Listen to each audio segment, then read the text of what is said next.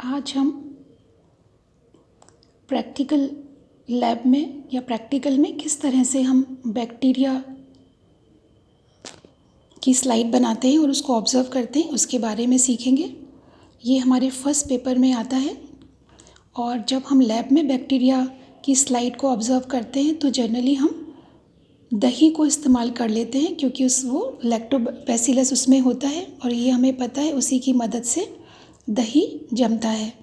तो लैक्टोबैसिलस का क्या तरीका है ऑब्ज़र्व करने का, उसको हम देखते हैं। तो उसके पहले हम देखते हैं कि हमारी क्या रिक्वायरमेंट्स हैं। तो इसमें हमें स्टेन, 3 तरह के स्टेन चाहिए होते हैं। एक क्रिस्टल वॉयलेट एक्वस फॉर्म में 0.5%, आयोडीन हमें चाहिए, एल्कोहल 95% हमको ज़रूरत पड़ती है, सैफरनिन ये हम सब जानते होंगे क्योंकि छोटी क्लासेस में भी, स्कूल में भी जब हम कोई सेक्शन बनाते हैं तो सैफरनिन से ही स्टेन करते हैं जो रेड कलर की होती है। Microscope, needles, blotting paper, slides, glass dropper या सिंपल ड्रॉपर ये हमें चाहिए।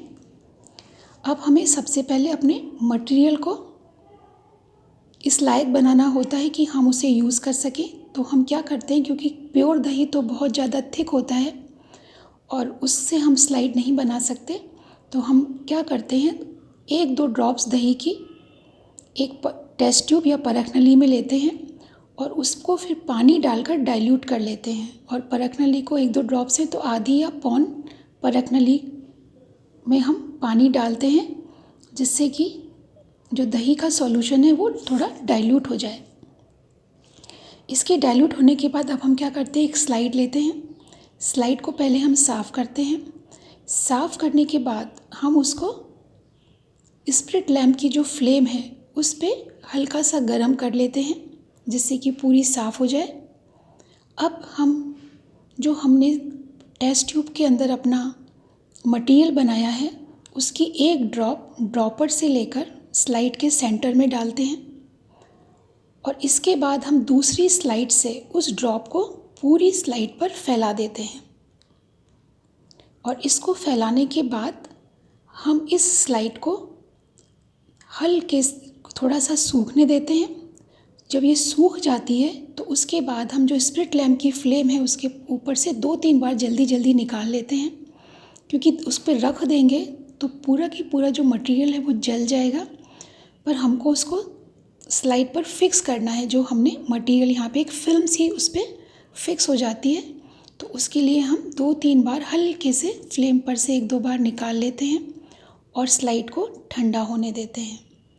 और अब हम इसमें अपना स्टेनिंग वाला प्रोसीजर करते हैं।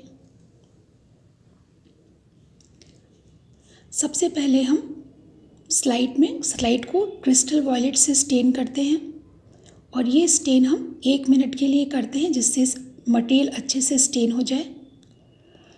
इसके बाद हम इसको फ्रेश वाटर में वॉश या रिंस कर लेते हैं, जिससे कि पूरी तरह से जो भी एक्स्ट्रा स्टेन है वो निकल जाए। इसके बाद अब हम सेकंड स्टेन जो हमारे पास है, ग्राम्स आयोडीन, उसकी फ्यू ड्रॉप्स इसके ऊपर डालते हैं और इसको भी 1 मिनट के लिए हम रखते हैं। और फिर से हम जो एक्स्ट्रा स्टेन है उसको पानी से स्लाइड को धोते हैं, रिंस करते हैं फ्रेश वाटर से, तो वो निकल जाता है। अब हमने 2 स्टेन यूज़ किए हैं तो उसका जितना स्लाइड को एब्जॉर्ब करना था वो कर लेता है। और उसके बाद हम उसको फिर डी स्टेन करते हैं, मतलब और भी जो एक्स्ट्रा स्टेन है वो निकल। अभी तो हमने केवल पानी से किया था, अब हम इसको डी स्टेन 95% एल्कोहल से करते हैं और इसे 10 से 30 सेकंड के लिए स्लाइड को इससे ट्रीट करते हैं। इसके बाद फिर से इसको अच्छे से वॉश कर लेते हैं, क्योंकि एल्कोहल पूरा स्लाइड से हटना चाहिए। और इसके बाद हम फिर से एक स्टेन देते हैं जो इन दोनों स्टेन के साथ रिएक्ट करता है, काउंटर स्टेन। और ये फिर सैफरनिन ही है जो हम नॉर्मली यूज़ करते हैं। इसे हम 30 सेकंड्स के लिए यूज़ करते हैं और इसके बाद फिर से हम इसको पानी से वॉश करते हैं, क्योंकि ये भी एक्स्ट्रा जो स्टेन है वो निकल जाना चाहिए, क्योंकि बैक्टीरियल सेल्स बहुत छोटी होती हैं। स्टेन ज़्यादा होगा तो कुछ नज़र नहीं आएगा। और इसको वाटर से वॉश करने के बाद हम इसे ब्लॉटिंग पेपर से ड्राई करते हैं। और ब्लॉटिंग पेपर से ड्राई करने के बाद अब हम इसको कवर करते हैं, क्योंकि हम नॉर्मली भी जब लैब में कोई भी काम करते हैं तो सेफनिन से स्टेन करने के बाद ग्लिसरीन से ही उसको फिक्स करते हैं, जिस पे कि हम कवर स्लिप रखें। ग्लिसरीन रखने से जो मटेरियल है वो हमारा सूखता नहीं है, और जो भी हमको हमारा स्लाइड है या हमारा मटेरियल है उसको हम ठीक से देख पाते हैं। तो अब हम 1 ड्रॉप ग्लिसरीन की डालते हैं उसी स्लाइड पे जो हमने अभी पूरी यहाँ पर ट्रीट की है, और फिर निडल की सहायता से धीरे से कवर स्लिप उसके ऊपर रख देते हैं। और इसके बाद फिर हम माइक्रोस्कोप में जो बैक्टीरिया के लिए होता है उसमें इस स्लाइड को ऑब्जर्व करते हैं।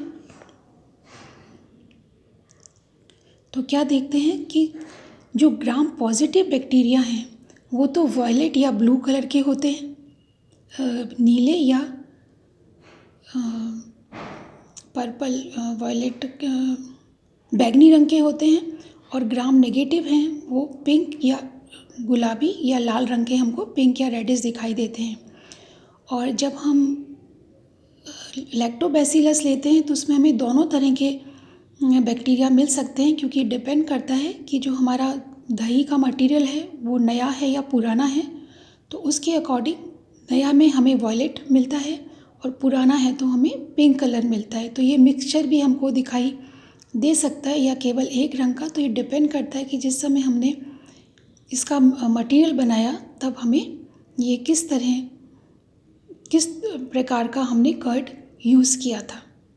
तो इसके अलावा हम यहाँ पे बैक्टीरिया की शेप भी देख सकते हैं कि उसमें फ्लैजिला कई बार दिखाई देते हैं, कई बार नहीं भी देते हैं, क्योंकि बहुत माइन्यूट सेल होती है कि कॉमा शेप है या कैप्सूल शेप है, किस तरह की है उसको भी हम यहाँ पर ऑब्ज़र्व कर सकते हैं। तो हमारी ये बैक्टीरियल